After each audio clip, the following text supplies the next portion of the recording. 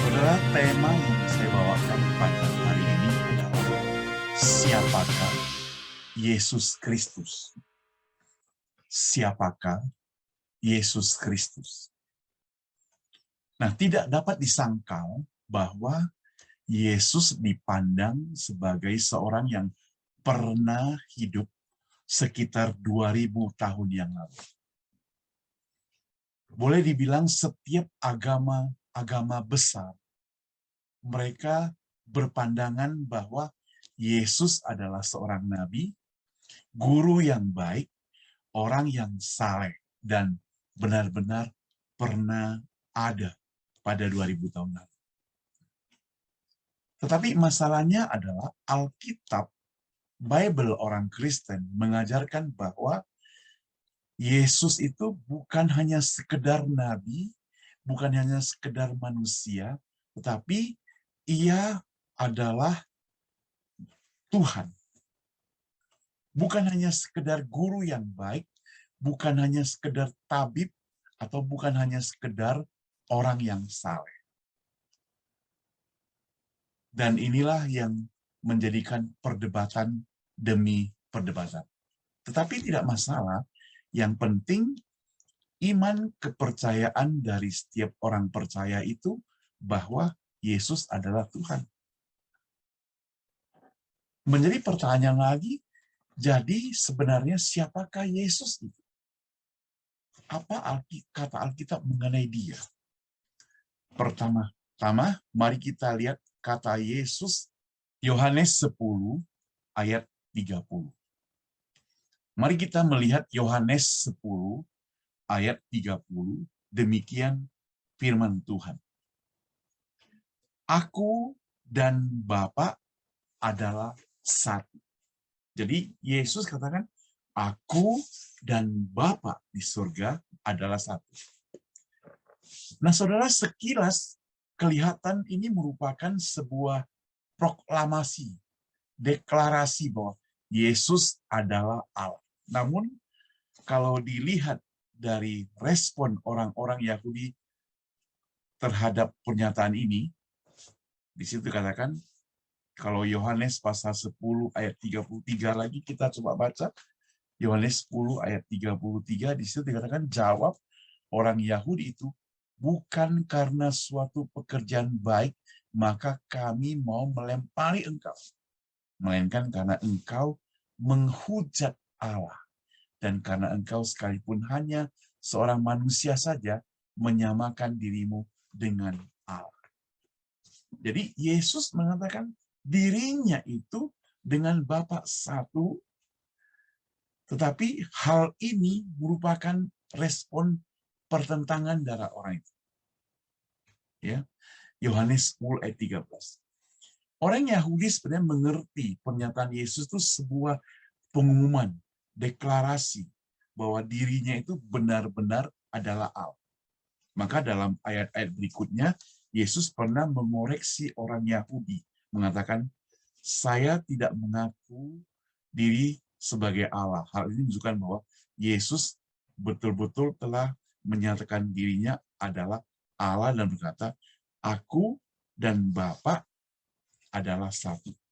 Yohanes 10 ayat 30. Dan di Yohanes 8 ayat 58 ada contoh lainnya. Yesus mengatakan, aku berkata kepadamu, sesungguhnya sebelum Abraham jadi, aku telah ada. Kembali kepada orang-orang Yahudi meresponi dengan mengambil batu, berusaha melempari Yesus. Yohanes 8 ayat 9. Jadi orang-orang Yahudi melempari dia. Yesus menyatakan identitasnya dengan menggunakan aku adalah yang merupakan penerapan langsung dari nama Allah. Khususnya dalam Keluaran pasal 3 ayat 14. Yesus menyatakan dirinya itu sebagai Allah Bapa. Mengapa orang-orang Yahudi mau melempari Yesus dengan batu kalau bukan karena ia mengatakan sesuatu yang mereka anggap menghujat Allah? yaitu mengaku diri sebagai Allah. Dalam Yohanes 1 ayat 1 mengatakan, firman itu adalah Allah. Melalui Yohanes 1:14, kemudian dinyatakan firman itu telah menjadi manusia. Jelas mengidentifikasikan kepada kita bahwa Yesus adalah Allah dalam wujud manusia. Ini yang sampai hari ini ada banyak orang di luar sana, di luar yang percaya Bible, tidak mengakuinya.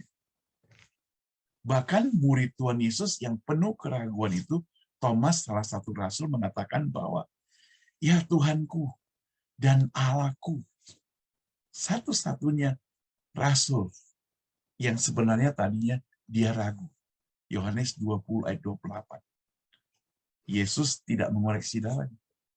Itu berarti Yesus mengiyakan. Nah, saudara, kalau kita perhatikan bagaimana Rasul Paulus menggambarkan Yesus sebagai Allah. Allah yang maha besar dan juru selamat kita, Yesus Kristus. Coba kita perhatikan di Alkitab kita. Titus. Ya. Titus pasal yang ke-2 ayat 13. Titus pasal 2 ayat yang ke-13. Coba kita baca di kitab Titus ya, pasal 2 ayat 13, demikian firman Tuhan. Dengan menantikan penggenapan pengharapan kita yang penuh bahagia dan penyataan kemuliaan Allah yang maha besar dan juru selamat kita, Yesus Kristus. Itu pengakuan dari Titus. Rasul Petrus juga demikian dalam 2 Petrus pasal 1 ayat 1, di situ Petrus mengatakan apa? Allah itu sebagai juru selamat. Jadi 2 Petrus 1 ayat 1. Saya bacakan buat kita ya. 2 Petrus 1 ayat 1 demikian dikatakan, dari Simon Petrus, hamba dan rasul Yesus Kristus, kepada mereka yang bersama-sama dengan kami memperoleh iman oleh karena keadilan Allah dan juru selamat kita, Yesus Kristus. Jadi Allah Bapa adalah saksi dari identitas Yesus yang paling dijadikan pegangan. Tetapi tentang anak, ia berkata, tahtamu, ya Allah, tetap untuk seterusnya dan selamanya, dan tongkat kerajaanmu adalah tongkat kebenaran. Surah nubuat mengenai Yesus dalam Perjanjian Lama juga dinyatakan bagaimana keilahian daripada Tuhan Yesus. Alkitab mencatat dalam kitab Yesaya, sebab seorang anak telah lahir untuk kita, seorang putra telah diberikan untuk kita, lambang pemerintahan ada di atas bahunya, saudara, dan namanya disebut Penasehat Ajaib, Allah yang perkasa, Bapa yang kekal, Raja Damai. Itu simbol bahwa Yesus lahir. Nah, saudara, dalam usaha menjelaskan apa yang dikatakan oleh Yesus, maka para ahli yang modern mengatakan bahwa Yesus sebagai sosok sejarah tidak mengucapkan banyak hal tercatat dalam kitab. Siapakah kita yang dapat berdebat dengan firman Tuhan mengenai Yesus kalau Yesus katakan atau tidak katakan? Jadi sebenarnya Yesus tidak mengatakan dia sebagai Allah pun, kalau orang percaya pada dia, bahwa dia adalah Allah, ya, orang membantah pun, kalau dia benar-benar adalah Allah, ya tetap Allah. Satu emas, saudara, satu batang emas, kalau saudara tidak mengakuinya sebagai emas, tetaplah emas. Yang menjadi pertanyaan, mengapa pertanyaan mengenai identitas Yesus itu yang sebenarnya begitu penting? Mengapa penting kalau Yesus itu Allah atau bukan? Saudara, alasan yang paling penting bahwa Yesus adalah Allah karena jika dia bukan Allah, kematiannya di atas kayu salib sia-sia. Pengorbanannya di atas kayu salib sia-sia. Pengorbanan para rasul itu sia-sia. kematian para rasul demi untuk mengabarkan Injil itu sia-sia. Hanya Allah yang dapat membayar hutang penebusan tersebut. Yesus haruslah Allah sehingga dia membayar hutang kita, hutang keselamatan. Dengan demikian maka kita dapat beroleh keselamatan.